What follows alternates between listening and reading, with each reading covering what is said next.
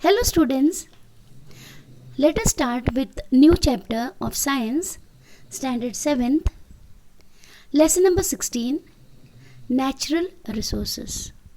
Students, let us begin with the chapter. We get many substances from nature. As you all know, they satisfy a variety of our daily needs. Soil, stones, minerals, air, water, plants and animals on the earth are all various kinds of natural resources. You can see the slide here. Now let us study what are natural resources. The earth's lithosphere is made up of land and the hard crust beneath it. The lithosphere is not homogeneous but is made up of many types of rocks. Resources in the earth's crust include minerals, ores, mineral oil and other fuels, rocks, water, elements, etc. Students, let us study about minerals and ores. Mineral wealth has an important place among natural resources. Minerals are formed by various processes taking place in the environment. The rocks on the earth are mainly made of minerals. These minerals can be obtained by mining. Only a few metals like for example gold, silver, copper, platinum and bismuth occur in free state in nature. A majority of metals occur in the form of compounds. Minerals that contain a high proportion of metal are called ores. It is economical to obtain metals from ores. The properties of minerals become clear from their characteristic color,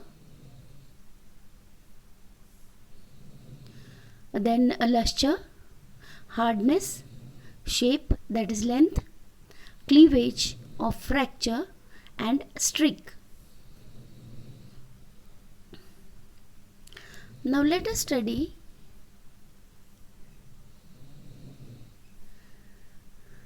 the metals are obtained from their ore by extraction and purification. Impurities of sand and soil in an ore are called gangue.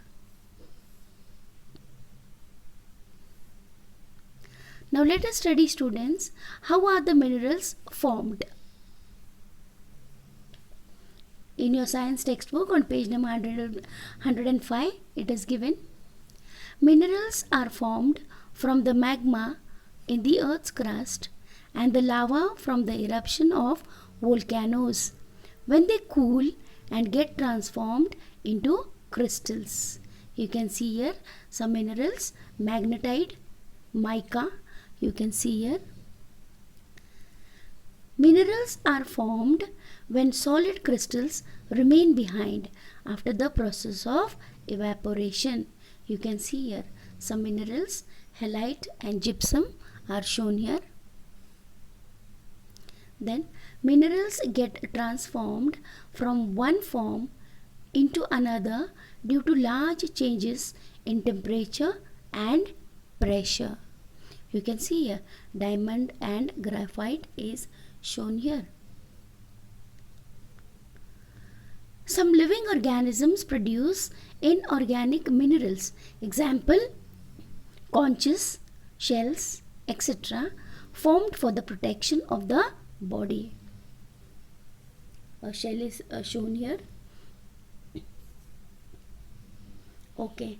Now students, let us study about the non-metal minerals, metal minerals and energy minerals, which is given on same page number 105. So you can see the slide over here. Some non-metal minerals in the first column: mica, sulfur, gypsum, potash, graphite, diamond and feldspar. Some metal minerals we can see here: iron, gold, silver, tin, bauxite, manganese, platinum and tungsten.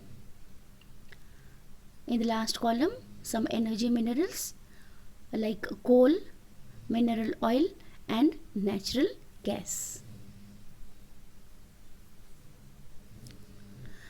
Some gems and gem-like minerals.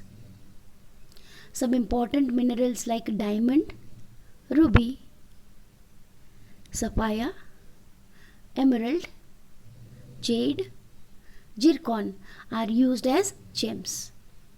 Gems are in great demand. You can see here.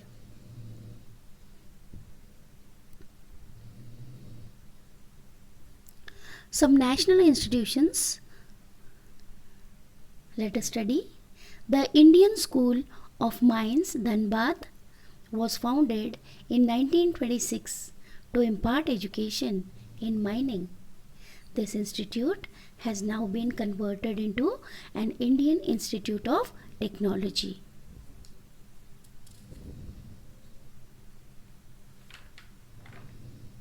Now students, let us study some important minerals and ores.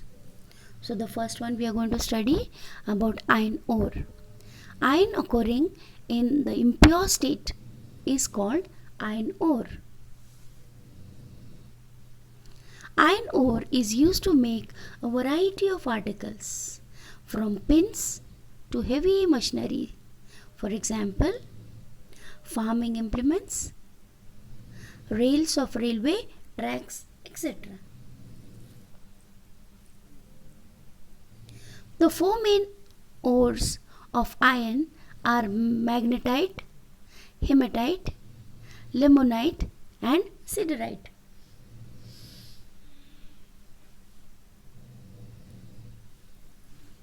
Now let us study about manganese.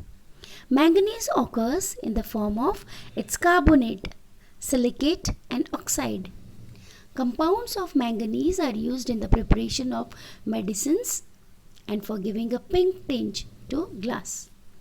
Manganese is also used in electrical appliances. You can see here how manganese looks.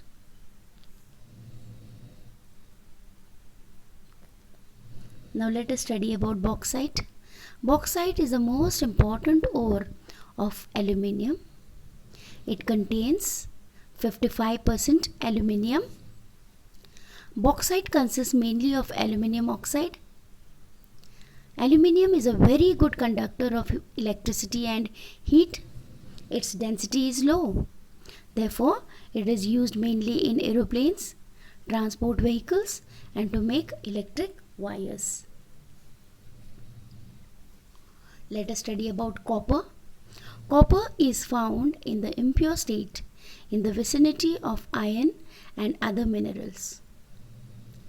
Copper is a very good conductor of electricity. Therefore, it is used to make electric wires as well as in radios, telephones, vehicles and for making kitchen utensils and statues. Now, mica. Mica is a bad conductor of electricity. Its value depends on the thickness of its layers. Mica has many uses such as in Ayurvedic medicines, dyes, electric machines and equipment, wireless communication equipment, etc. So students, let us stop here and I'll be continuing in the next lecture. Thank you.